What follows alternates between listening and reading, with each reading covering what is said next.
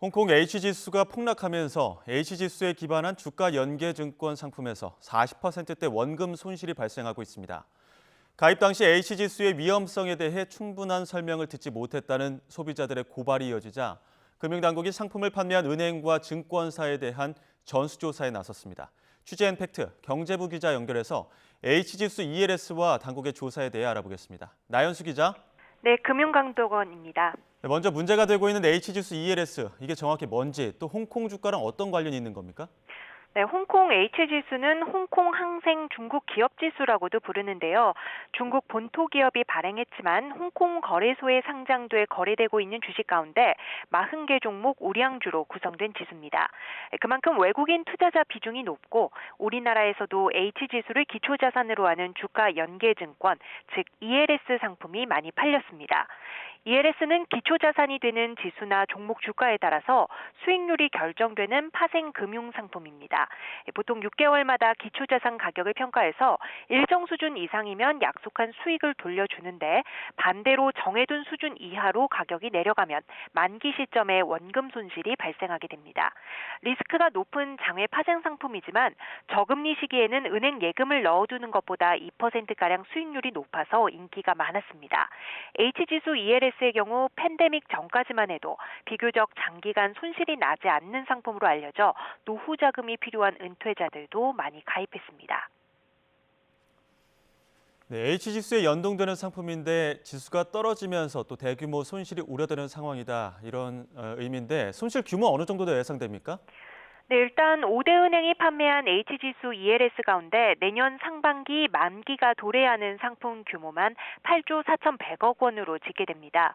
지금 이 시각 H지수는 5,965.36, 최근 6,000선 안팎에 머물러 있는데 만기 시점까지 이 수준이 유지된다면 손실 규모가 3조 원대에 이를 전망입니다. 원금의 40% 이상에 달하는 손실이 발생한다는 거죠. 이렇게 사태가 악화한 건 상품 판매 시점인 2021년 초 H지수가 12,000포인트까지 도달한 이래 지수가 계속 추락했기 때문입니다. 중국 빅테크 기업 규제, 부동산 침체, 또 코로나19에 따른 상하이 봉쇄 등이 맞물리며 지수가 절반 이상 무너져 내렸습니다. 중국 경제가 이 정도로까지 침체할 줄 아무도 내다보지 못했던 것이죠. 5대 은행 가운데서도 KB국민은행이 절반을 넘어서는 4조 7,726억 원어치를 판매했고 농협과 신한은행이 1조 4천억 원 안팎, 이어서 하나은행, 우리은행 순입니다. 심각한 경우에는 절반 가까이 떨어질 수도 있는 상황인데 그럼 우리 금융당국이 지금 전수조사에 나선 배경은 어디에 있습니까? 네, 많은 소비자가 은행의 불완전 판매를 고발하고 나섰기 때문입니다. ELS 상품에 가입할 때 은행 측이 H지수의 변동성과 ELS 투자 위험성에 대해 충분히 설명해주지 않았다는 주장인데요. 금융소비자 보호에 관한 법률은 금융상품 판매업자가 적합성과 적정성 원칙, 설명 의무, 불공정 영업행위와 부당 권유행위 금지, 계약서류 제공 의무 등을 준수하도록 하고 있습니다. 그런데 단순히 정기예금보다 이율이 높다, 원금 보장이 되는 안전한 상품이라는 식으로 상품 소개를 받고 가입했다가 거액의 손실을 봤다는 고발이 이어지고 있습니다.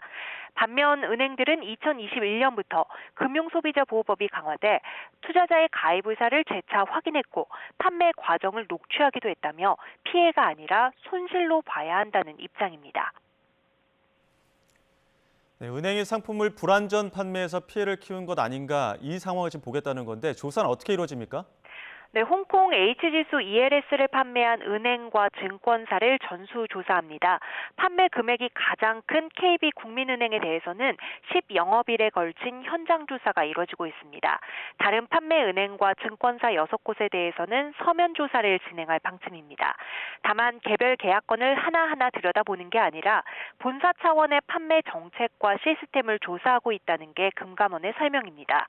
상품을 제대로 선정했는지, 직원 교육을 어떻게 했는지, 상품 판매량이 실적과 연계됐는지 등을 우선 보겠다는 겁니다.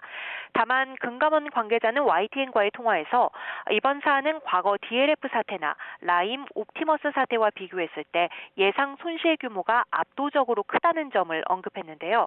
실제 내년에 손실이 현실화되면 그때는 불완전 판매에 대한 강도 높은 조사가 이뤄질 것으로 전망됩니다. 지금까지 금융감독원에서 전해드렸습니다.